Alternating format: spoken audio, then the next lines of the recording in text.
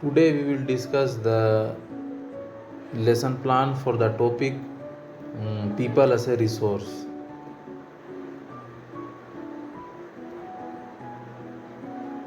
First of all, we supply this information. In every lesson plan we have to write this information every time. Each time you prepare a lesson plan, you have to write this.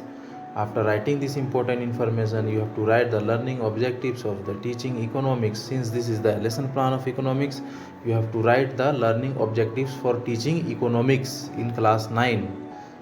Okay, this is also given in Hindi. छात्रों को अर्थशास्त्र विषय से परिचित कराना. Economics 9th class से ही start होता है, तो इसमें आपको इंट्रोड्यूस कराना होगा सब्जेक्ट इकोनॉमिक्स को. छात्रों में अर्थशास्त्र के प्रति रुचि विकसित करना, बुनियादी आर्थिक अवधारणाओं और शब्दों को समझाना. These are the learning objectives of teaching economics. After that we write the learning outcomes. These are the specific aims for teaching this particular chapter. यानी पीपल एज ए रिसोर्स जो चैप्टर है उसको पढ़ाने में क्या क्या लर्निंग आउटकम्स होगा, मतलब यही सब मेन एम्स लेके चलना है ये चैप्टर को पढ़ाने के लिए. ये लेसन प्लान में लिखा जाता है. 4 बिंदु में आप इसको लिख सकते हैं. उसके बाद आपको टीचिंग मेथड लिखना पड़ेगा. आप इसको हिंदी से भी लिख सकते हैं, लेक्चर कम डेमोन्स्ट्रेशन मेथड. उसके बाद टीचिंग लर्निंग मटेरियल्स लिखा जाता है, कौन कौन से मटेरियल्स आप यूज कर रहे हैं क्लास लेने में, पढ़ाने में. After that we write the students previous knowledge, मतलब उसको पहले से क्या नॉलेज है. तो इसमें कोई भी चैप्टर, जो भी चैप्टर आप पढ़ाइए उसमें लिख सकते हैं कि बेसिक नॉलेज है उसके बारे में, वही चैप्टर के बारे में. Moving further, we write the introduction. In introduction part, we write the introductory questions. These introductory questions should be in a such a way that it should be interrelated with each other and leading to revelation of the chapter. मतलब ऐसा connected रहना चाहिए question कि इसका जो topic पढ़ाने वाले हैं उससे मिलता जुलता क्वेश्चन रहना चाहिए. तो हम लोग रिसोर्स के बारे में लेसन प्लान बना रहे हैं, तो क्वेश्चन उसी से स्टार्ट कर रहे हैं कि what comes to your mind when you hear the word resource. ये एक्सपेक्टेड आंसर, मतलब आप एक्सपेक्ट कर रहे हैं कि ये आंसर मिलेगा. हो सकता है कि स्टूडेंट आंसर ना भी बताएं, ठीक है, लेकिन क्वेश्चन ये लिखना ज़रूरी है. एक्सपेक्टेड आंसर में कुछ भी लिख सकते हैं, नो, यस या आई डोंट नो, कुछ भी लिख सकते हैं, लेकिन हम आंसर दे दिए हैं ताकि आप लोगों को समझने में आसानी हो जाए. After asking this question we reveal the name of the chapter. जैसे कि क्वेश्चन जब पूछ लिए उसके बाद फिर स्टूडेंट्स को बोलना है कि आज हम लोग ये टॉपिक पढ़ने वाले हैं. उसके बाद फिर आपका आता है प्रेजेंटेशन पार्ट, जिसमें आपका फर्स्ट टीचिंग पॉइंट होगा इस चैप्टर का, meaning of people as a resource. लोग संसाधन के रूप में का अर्थ, मतलब क्या होता है पीपल एज ए रिसोर्स. उसके बाद आपको एक्सप्लेनेशन लिखना होगा. यहाँ स्टूडेंट टीचर एक्टिविटी कॉलम में आपको ये एक्सप्लेनेशन लिखना होगा.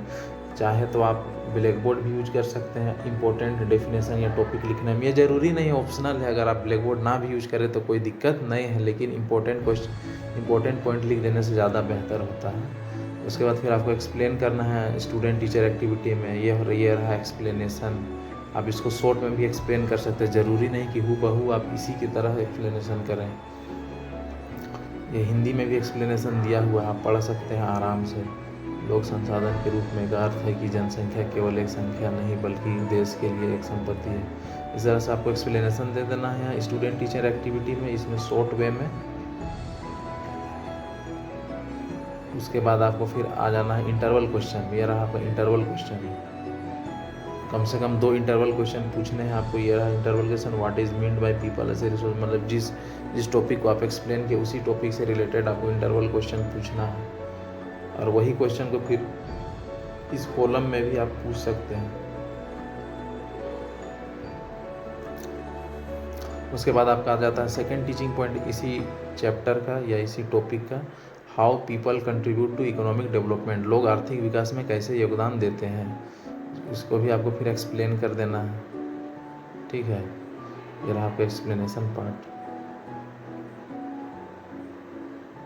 हम ज़्यादा डिटेल से एक्सप्लेन नहीं किए, ब्रीफली एक्सप्लेन किया है, क्योंकि ज़्यादा लिखना पड़ जाएगा आप लोगों को लेसन प्लान में. फिर इतना एक्सप्लेनेशन काफ़ी होता है. दोनों भाषा में है, आप देख सकते हैं, हिंदी से भी है, इंग्लिश से भी है.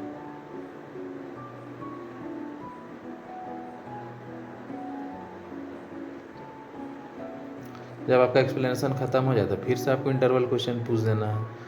इंटरवल क्वेश्चन ऐसा रहना चाहिए कि जो एक्सप्लेन किए आप टॉपिक उसी से रिलेटेड क्वेश्चन रहना चाहिए। ये नहीं कि हम क्वेश्चन टॉपिक पीपल ऑफ से रिसोर्स पढ़ा रहे हैं और क्वेश्चन पूछ रहे हैं कोई दूसरा चैप्टर का, ऐसा नहीं होना चाहिए। इसी टॉपिक से रिलेटेड क्वेश्चन रहना चाहिए और यही क्वेश्चन आपको यहाँ दोबारा फिर से लिखना पड़ता है।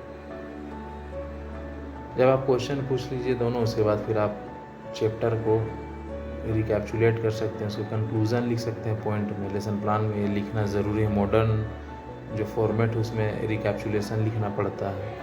और इसके आगे का भी फॉर्मेट होता है, स्टूडेंट फीडबैक, टीचर्स फीडबैक, तो वो सब हम नहीं डाले, वो सब तो आप स्कूल में लिखना पड़ेगा आपको खुद से।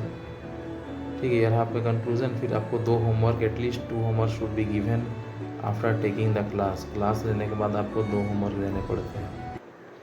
ठीक है, थैंक यू।